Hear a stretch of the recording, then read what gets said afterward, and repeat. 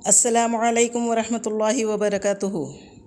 الحمد للہ وکفا والصلاة والسلام علی عبادہ الذین اصطفیٰ وعلی آلہ واصحابہ اجمعین ومن تبعہم بإحسان الی یوم الدین، اما بعد۔ عن ابی مسعود عقبۃ بن عمرو الانصاری البدری رضی اللہ عنہ قال قال رسول اللہ صلی اللہ علیہ وسلم ان مما ادرک الناس من کلام النبوۃ الاولی اذا لم تستحی فاصنع ما شئت، رواہ البخاری۔ ترجمہ: ابو مسعود عقبہ بن عمرو انصاری بدری رضی اللہ عنہ سے روایت ہے کہ رسول اللہ صلی اللہ علیہ وسلم نے ارشاد فرمایا، پہلی نبوتوں کے کلام میں سے جو بات لوگوں تک پہنچی ہے، اسی میں سے ایک یہ بھی ہے کہ جب تمہیں شرم نہ ہو تو جو چاہو کرو، صحیح بخاری۔ تو معزز طالبات، یہ جو اس حدیث کے راوی ہیں حضرت ابو مسعود رضی اللہ عنہ، ان کا اصل نام عقبہ بن عمرو بن ثعلبہ تھا۔ آپ کا تعلق انصار سے تھا اور قبیلہ خزرج سے۔ آپ اپنے نام کی بجائے کنیت یعنی ابو مسعود کے نام سے مشہور ہیں۔ آپ بدر کے پاس رہتے تھے، اس لیے آپ کو بدری کہا جاتا ہے۔ صحیح قول کے مطابق آپ بدر کی جنگ میں شریک نہیں تھے۔ غزوہ احد اور دیگر غزوات میں آپ شریک تھے۔ حضرت علی رضی اللہ تعالیٰ عنہ کے دور میں آپ کوفہ میں رہتے تھے، اور جب حضرت علی رضی اللہ عنہ جنگ صفین کے لیے جانے لگے تو کوفہ میں اپنا جانشین ابو مسعود رضی اللہ عنہ کو بنا کر گئے تھے۔ سن 40 ہجری میں ابو مسعود رضی اللہ عنہ کی وفات ہوئی۔ تو ہر دل عزیز طالبات اور معزز سامعین و سامعات، اس حدیث میں اللہ کے رسول صلی اللہ علیہ وسلم نے جو بات ہم تک پہنچائی ہے وہ یہ ہے کہ جب تمہیں شرم نہ ہو تو جو چاہو کرو۔ تو حیا اس فطری جذبے کو کہتے ہیں جو انسان کو نیکی کی طرف راغب کرتا ہے، برائی سے اور خلاف مروت کاموں سے نفرت دلاتا ہے۔ ایک مسلمان کے ایمان کا تقاضا یہ ہے کہ وہ باحیا ہو۔ پیارے نبی کریم صلی اللہ علیہ وسلم نے اسے ایمان کا ایک شعبہ قرار دیا ہے۔ فرمایا، صحیح مسلم حدیث نمبر 35 میں، ایمان کے 70 سے زیادہ شعبے ہیں، ان میں سے سب سے افضل شعبہ لا الہ الا اللہ یعنی توحید ہے، اور سب سے کم تر درجہ راستے سے تکلیف دہ چیز کو ہٹانا ہے، اور حیا بھی ایمان کا ایک شعبہ ہے۔ حضرت صلی اللہ علیہ وسلم نے ایک اور حدیث میں فرمایا، حیا ایمان کا ایک حصہ اور ایمان جنت میں داخل ہونے کا ذریعہ ہے۔ ایماندار شخص با حیا ہوتا ہے۔ جس میں حیا کا جذبہ نہ ہو وہ ایمان کے اس وصف سے محروم ہے۔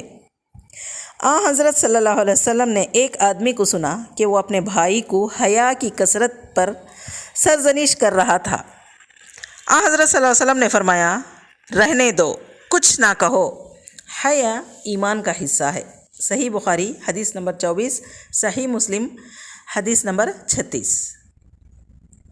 جب انسان شرم و حیا کو کھو دیتا ہے تو جو چاہے کرتا ہے۔ شرم حیا ایک اخلاقی جوہر ہے، اور یہ ایک ایسی عادت اور خصلت ہے جو انسان کو تمام برائیوں سے روکتی ہے۔ اسی شرم اور حیا کے بلبوتے پر آدمی دوسروں کے حقوق ادا کرتا ہے۔ اسے شرم آتی ہے کہ کسی کا حق میں کیسے ظلم سے لوں۔ یہی شرم و حیا ہے جو انسان کو دوسروں کے حقوق ادا کرنے پر مجبور کرتی ہے۔ اللہ کے نبی کریم صلی اللہ علیہ وسلم سے بہت ساری حدیثیں اس ضمن میں ہیں، جیسا کہ اللہ کے نبی صلی اللہ علیہ وسلم نے فرمایا، حیا ایمان کی ایک شاخ ہے۔ ایمان کی 70 سے زیادہ شاخیں ہیں، حیا بھی ان میں سے ایک شاخ ہے۔ حیا خیر ہی خیر ہے اور اس کا انجام بھی خیر ہے۔ کہا، اللہ کے نبی کریم صلی اللہ علیہ وسلم بہت ہی شرمیلے تھے، یہ کنواری لڑکیوں سے زیادہ شرمیلے تھے۔ عزیز طالبات و سامعین، جس انسان میں حیا نہیں ہوتی اس سے ایسے ایسے کام سرزد ہوتے ہیں جس کو دیکھ کر عقل حیران رہ جاتی ہے۔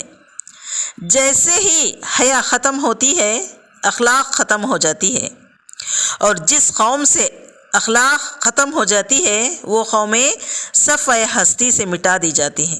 اللہ اکبر۔ شرم و حیا نہیں ہے، ایمان نہیں ہے، ایمان نہیں ہے، اخلاق نہیں ہے، اخلاق ختم ہوتا ہے تو وہ قومیں زمین سے مٹا دی گئیں۔ اسی لیے کہا گیا انما الامم الاخلاق ما بقی فانہم ذہبت اخلاقہم ذہبوا۔ قومیں اخلاق کی بنیاد پر قائم رہتی ہیں، جب ان سے اخلاق ختم ہو جاتا ہے قوموں کی قومیں تباہ و تاراج ہو جاتی ہیں۔ اسی طرح آج ہم دیکھتے ہیں ایک عورت ہے، وہ شرم و حیا کو چھوڑ کر مختصر سا لباس میں بے پردہ حجاب کو چھوڑ کر اپنے شوہر کے کندھے پر ہاتھ ڈال کر نکلتی ہے۔ شوہر ساتھ ہے، نہ اس شوہر میں غیرت ہے نہ اس عورت میں شرم و حیا ہے، یہاں حیا اٹھ جاتی ہے۔ اسی لیے کہا کہ اس نے حجاب کو توڑ دیا، اس کی جو شرم و حیا ہے وہ ختم ہو چکی، اس کی عفت ختم ہو چکی۔ یہ لوگوں کو فتنے میں ڈالتی ہے۔ تنگ لباس میں تو سارے لوگ اسے دیکھتے ہیں، یہی حیا اور شرم کا ختم ہونا ہے۔ اور شرم جب ختم ہو جاتی ہے تو قوموں سے اخلاق ختم ہو جاتا ہے، اب یہ قومیں باقی نہیں رہتی۔ جیسا کہ ہم اور آپ آج اسکولوں میں کالجوں میں دیکھتے ہیں، ایک ساتھ لڑکے لڑکیاں بیٹھے ہوتے ہیں، کوئی فرق نہیں، لڑکے لڑکیاں مخلوط تعلیم ہے اور ایک دوسرے کی دوستیاں بھی ہیں۔ یہی حیا اور شرم کا ختم ہونا ہے، اور جب شرم و حیا نہیں تو وہاں ایمان نہیں ہوتا۔ اسی طرح جو سڑکوں پر اوباش قسم کے مرد کھڑے ہوتے ہیں، بد اخلاق اور آزاد قسم کے انسان، پھر آنے جانے والوں سے چھیڑ خوانی کرتے ہیں، یہ بے حیائی کا نمونہ ہے۔ ان میں حیا نہیں تو یہ ایسے کام کرتے ہیں۔ جس کی آنکھوں میں قید و بند نہیں کہ کس کو دیکھے کس کو نہ دیکھے۔ اسی طرح آج کے زمانے میں ہم دیکھتے ہیں کہ یہ جو ٹی وی چینلز ہیں جنہوں نے پوری دنیا کو آپ کے سامنے لا کر رکھ دیا، اس میں اچھائیاں بھی ہیں اور برائیاں بھی، مگر اچھائیاں بہت کم ہیں اور برائیاں زیادہ ہیں۔ اتنے بے حیائی کے چینلز ہیں جہاں شرم کا دامن تار تار ہو جاتا ہے، اور یہ بے حیائی کا ایک نمونہ ہے۔ اس سے آدمی کو بچنا چاہیے۔ اس سے وہ لوگ بے حیائی کو پھیلا کر مال کماتے ہیں اور لوگوں کے دلوں کو شکار کرتے ہیں۔ یہ لوگوں کے اندر فحش پھیلانا چاہتے ہیں اور برائیاں پھیلاتے ہیں۔ کیوں؟ اس لیے کہ ان کے اندر حیا ختم ہو چکی۔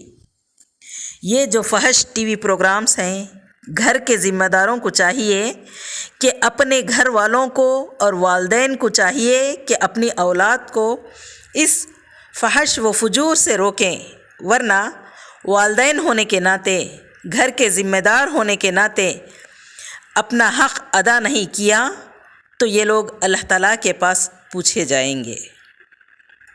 اسی طرح ہم دیکھتے ہیں کہ کاروبار میں دھوکہ ہوتا ہے، غلط مال بیچا جاتا ہے، جھوٹ بول کر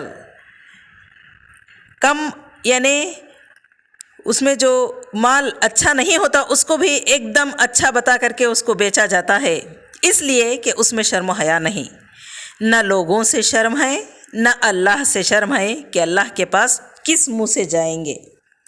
آدمی کو چاہیے کہ زندگی کے ہر معاملے میں حیا مطلوب ہوتی ہے۔ جیسا کہ نبی کریم صلی اللہ علیہ وسلم اس حدیث میں فرماتے ہیں کہ اذا لم تستحی فاصنع ما شئت، اگر تمہارے اندر شرم و حیا نہیں ہے تو جو چاہو کرو۔ علماء نے دو معنی اس کے بتائے ہیں، ایک تو تحدید ہے، بتایا گیا کہ شرم و حیا نہیں ہوتی ہے تو حرام کر لیتا ہے، منکر کر لیتا ہے، اسی لیے کہا من لا حیاء لہ لا خیر فیہ، جس کے اندر حیا نہیں اس کے اندر خیر نہیں۔ تو آدمی کو احتیاط کرنا چاہیے، زندگی کے ہر معاملے میں اس بات کا لحاظ رکھنا چاہیے کہ شرم و حیا کا جو پہلو ہے وہ ایمان کا حصہ ہے۔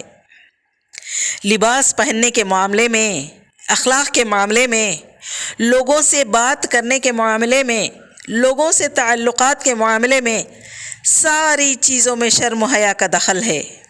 یہی بات اس حدیث میں بتلائی گئی ہے۔ والحیا خصلۃ عظیمہ، حیا ایسی عظیم عادت ہے، انسان کو ہر برے کام سے روکتی ہے، اس کی حفاظت کرتی ہے، لیکن یہی حیا اور شرم اٹھا لی جاتی ہے۔ آج شاید اسلامی تعلیم کے علاوہ کوئی علم ہے جو لوگوں کو با حیا اور با اخلاق بنا سکتی ہے؟ ہم اور آپ دیکھتے ہیں کہ بڑے بڑے پڑھنے والے، بڑی بڑی ڈگریاں لیے ہوئے لوگ، مگر ان کے اندر شرم و حیا نہیں، عجیب طرح کا لباس پہنتے ہیں، عجیب طرح کی گفتگو کرتے ہیں، ان کے اندر اخلاق نام و نشان کو نہیں۔ لیکن ہم ہر ایک کو تو ایسا نہیں کہہ سکتے، ان میں سے کچھ اچھے بھی ہوتے ہیں۔ اسلام ہمیں یہ سکھاتا ہے کہ زندگی کے ہر شعبے میں شرم و حیا کا لحاظ رکھیں، اس لیے کہ جس کے پاس شرم و حیا نہیں وہ جھوٹا بھی ہو سکتا ہے اور برے اخلاق اس کے اندر ہوتے ہیں، اور یہی بے حیائی ہے جو آدمی کو شرابی بنا دیتی ہے، اور یہی بے حیائی ہے وہ چوری کرنے پر آمادہ ہو جاتا ہے۔ لیکن جو آدمی با حیا ہوتا ہے، با اخلاق ہوتا ہے، وہ ان سب چیزوں سے بچ جاتا ہے۔ جس شخص کے اندر شرم و حیا نہیں ہے اس کا ایمان کمزور ہے، اور جو شخص صاحب حیا ہے اس کا ایمان کامل ہے۔ ہم اپنے بچوں کو پیارے نبی کریم صلی اللہ علیہ وسلم کی تعلیمات کو بتائیں کہ اللہ کے نبی کریم صلی اللہ علیہ وسلم نے فرمایا، حیا پورے کا پورا خیر ہے۔ ایک حیادار آدمی، شرم کرنے والا آدمی، وہ لوگوں کے ساتھ جھوٹ نہیں بولتا، کاروبار میں دھوکہ نہیں دیتا، اس کے اندر پاک دامنی ہوتی ہے، لوگوں سے بات کرنے کا سلیقہ ہوتا ہے۔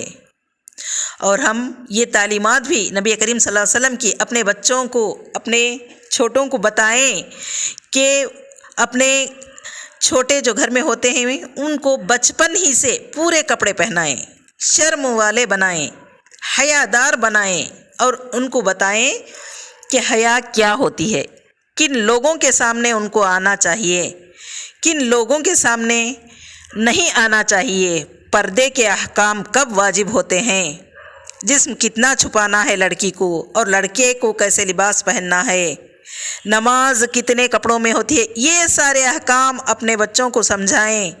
ورنہ یہ تعلیم جو انگریزی تعلیم جو آج کل ہم بچوں کو دے رہے ہیں، جو اسلامی تعلیمات سے ہٹ کر ہے، یہ سیکھ کر کے حیا کا پیکر بن جائیں گے تو میری بہنوں یہ مشکل ہے۔ تو اسی لیے ہم کو چاہیے کہ اپنے بچوں میں سب سے پہلے حیا والے، اپنے بچوں کو سب سے پہلے حیا والے بنائیں۔ تو الحمدللہ یہ تھا اس حدیث کا خلاصہ۔ اللہ تعالیٰ سے دعا کرتے ہیں کہ اللہ تعالیٰ ہم تمام کو جب تک زندہ رکھے، حیا کے ساتھ زندہ رکھے، ایمان کے ساتھ زندہ رکھے، اور ہمیں موت آئے تو ایمان کی حالت میں موت دے۔ آمین ثم آمین، وآخر دعوانا ان الحمد للہ رب العالمین۔ السلام علیکم ورحمۃ اللہ وبرکاتہ۔